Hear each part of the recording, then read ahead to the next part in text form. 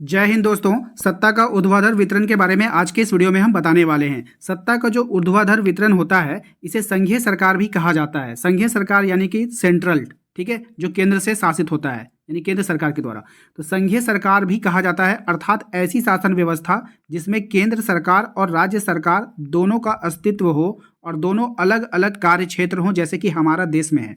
हमारे देश में क्या है, केंद्र सरकार भी है और राज्य सरकार भी है, दोनों सरकारें हैं, दोनों का अलग अलग कार्य क्षेत्र है ना।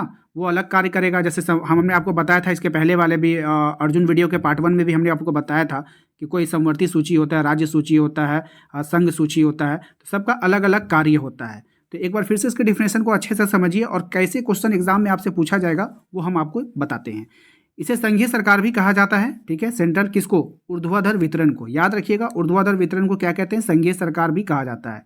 अर्थात ऐसी शासन व्यवस्था जिसमें केंद्र सरकार और राज्य सरकार दोनों का अस्तित्व हो। अस्तित्व का मतलब हो गया कि दोनों हो, ऐसा नहीं कि एक ही को होगा, दोनों होगा। वहाँ पे केंद्र सरकार भी होगा, वहाँ पे राज्य सरकार भी होगा और दोनों के अलग अलग कार्य क्षेत्र हों और दोनों का कार्य काज अलग अलग होता है, ठीक है।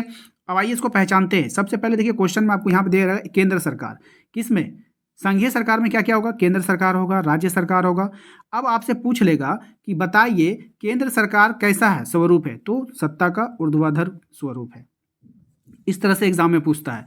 पूछ लेगा बताइए राज्य सरकार जो होती है वो कैसा स्वरूप है, तो ये सत्ता का ऊर्ध्वाधर स्वरूप है।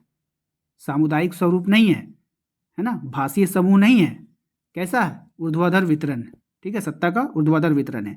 आपसे पूछ लेगा बताइए स्थानीय स्वशासन जो है वो किस तरह का स्वरूप है, तो सत्ता का ऊर्ध्वाधर वितरण में आता है, ठीक है। तो सत्ता के ऊर्ध्वाधर वितरण में कौन कौन आएगा, तो यहाँ पे देख लीजिए आप लोग, केंद्र सरकार आएगा, राज्य सरकार आएगा, स्थानीय स्वशासन आएगा, नगर निगम आएगा, नगर पालिका आएगा और ग्राम पंचायत आएगा।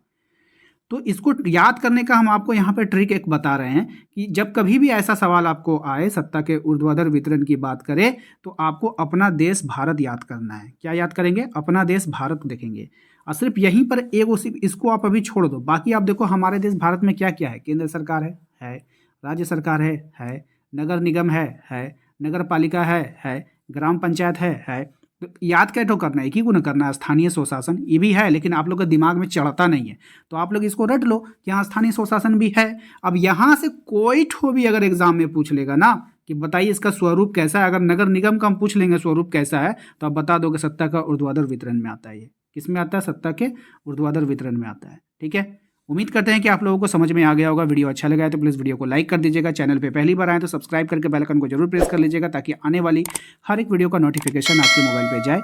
मिलते हैं अगले वीडियो में। Thank you.